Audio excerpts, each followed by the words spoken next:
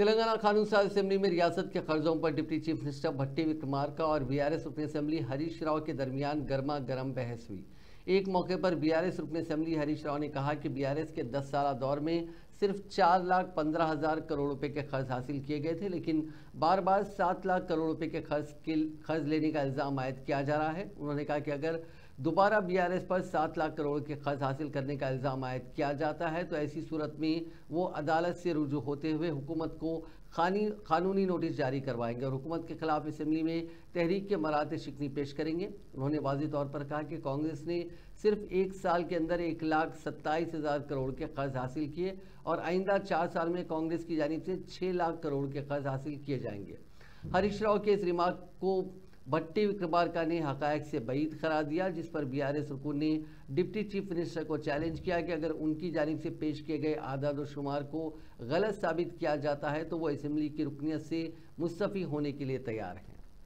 आरबीఐ లెక్క చెప్తా మీ లెక్క చెప్తా ఇప్పుడు మీ లెక్కలో ఉన్నా ఇప్పుడు మీ లెక్కలు మీ బండారం బయట పెట్టినే కదా బట్టి గారి చేసిన అప్పు 15,000 మా ఖాతాలో కలిపిండు ఉమ్మడి ఆంధ్రప్రదేశ్ కి వచ్చిన 72,000 మా ఖాతాలో కలిపినవు ఉమ్మడి ఆంధ్రప్రదేశ్ లో మనకు కార్పొరేషన్ల ద్వారా ఉన్న 11,000 మా ఖాతాలో కలిపి 1,00,000 కోట్లు బీఆర్ఎస్ కు సంబంధం లేని అప్పును బీఆర్ఎస్ ఖాతాలో వేసింది అయితే ఇప్పుడు కుల్లా చెప్పినా నువ్వు ఒప్పుకున్నావు 1,00,000 కోట్లు మాకు బీఆర్ఎస్ ప్రభుత్వంలో చేయని దాన్ని కూడా మా ఖాతాలో వేసినాను ఒప్పుకున్నావు ధన్యవాదాలు।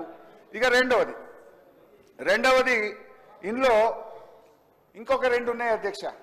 గవర్నమెంట్ గ్యారంటీ ఇవ్వలేదు, గవర్నమెంట్ కట్టవలసిన అవసరము లేదు। అది ఎంత అంటే 59,000।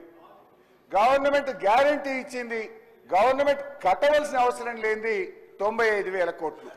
ఈ రెండు కలిపితే ఎంత అంటే అధ్యక్ష గవర్నమెంట్ రాష్ట్ర ప్రభుత్వ ఖజానా నుంచి కట్టవలసినటువంటి అవసరం లేని డబ్బు 1,54,876 కోట్లు। అంటే మొత్తంగా అధ్యక్ష శ్వేతపత్రంలో మీరు చూపించిన 6,71,757 కోట్ల నుంచి మేము తీసుకోని అప్పు 99,385, ప్రభుత్వం కట్టవలసిన అవసరం లేనప్పు 1,54,876 కోట్లు తీసేస్తే బీఆర్ఎస్ ప్రభుత్వం అచ్చంగా చేసిన అప్పు ఎంత అంటే 4 లక్షలు। మీరు అన్ని వాస్తవాలు చెప్పరు, సభకి సత్యదూరమైన మాటలు చెప్తారు। ఇప్పుడు దాకా మా వాళ్ళు చెప్పేది ఏంది, టీజీఐఎస్ ఇండస్ట్రియల్ ఇన్ఫ్రాస్ట్రక్చర్ కార్పొరేషన్కి రెవెన్యూ శాఖ వాళ్ళు భూమి బదలాయించారు। ఇండస్ట్రియల్ ఇన్ఫ్రాస్ట్రక్చర్ కార్పొరేషన్ ఏం చేస్తుందంటే కాదు ఏం చేస్తుంది అంటే ఒక నిమిషం అడుగుతున్నాను, ఏం చేస్తుంది? పరిశ్రమలు తీసుకొస్తుంది, పరిశ్రమలు పెట్టిస్తుంది, తద్వారా రాష్ట్రానికి ఆదాయం తీసుకొస్తుంది।